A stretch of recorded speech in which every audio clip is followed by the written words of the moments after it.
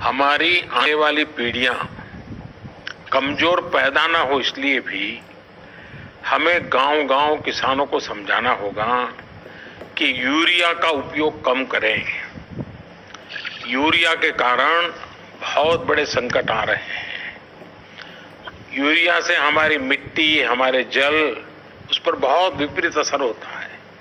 और इसलिए पल्लवी जी, आप जैसे प्रधान गांव वालों को समझाए कि भाई अब गांव में पहले अगर 10 थैली आता था यूरिया तो अब 5 थैली आएगा, पहले 100 थैली आता था तो 50 थैली आएगा, हम आधा कर देंगे।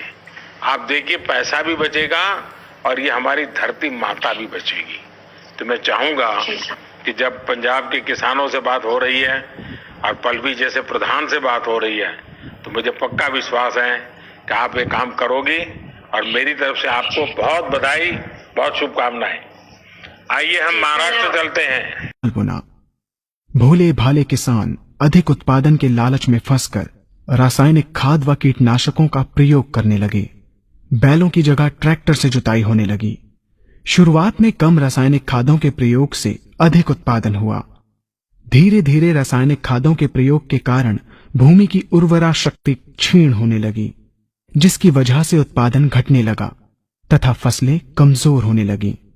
फसलों के कमजोर होने के कारण उनमें रोग व कीट लगने लगे। रोग व कीटों से फसल की सुरक्षा के लिए और अधिक कीटनाशकों का प्रयोग होने लगा। एक तरफ ज्यादा उत्पादन के लिए अधिक रासायनिक खादों का प्रयोग होने लगा, वहीं दूसरी तरफ फसलों को रोग व कीटों से बचाने के लिए अधिक विषाक्त कीटनाशकों का प्रयोग बढ़ गया, जिसके कारण उत्पादन लागत बढ़ी और किसान को लाभ कम होने लगा, बल्कि छोटे किसान कर्ज में डूबने लगे। धीरे धीरे भूमि की उर्वरा शक्ति क्षीण होने से भूमि बंजर होने लगी।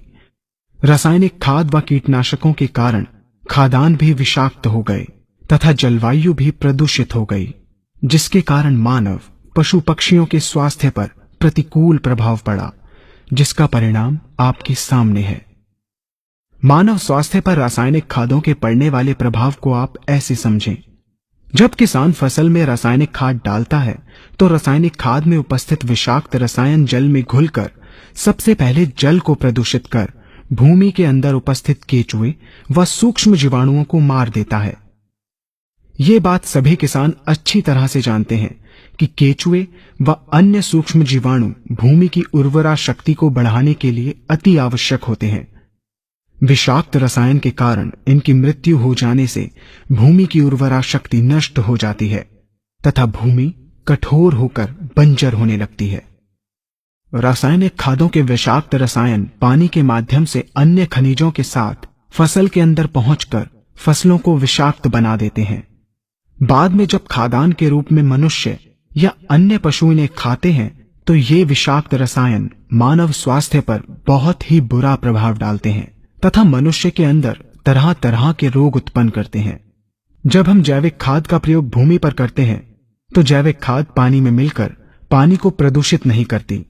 जैविक खाद भूमि के अंदर उपस्थित उर्वरा शक्ति को बढ़ाने वाले जीवाणु तथा केचुओं की संख्या को तीव्रता से बढ़ाती है, जिससे भूमि की उर्वरा शक्ति बढ़ती है तथा भूमि छिद्र युक्त एवं भुरभुरी हो जाती है, जिससे वायु और प्रकाश भूमि के अंदर गहराई तक प्रवेश करते हैं, जिसके कारण भूमि में तापमान एवं आर्द्रता का संतुलन बना रहता है और फसलें मजबूत होती हैं।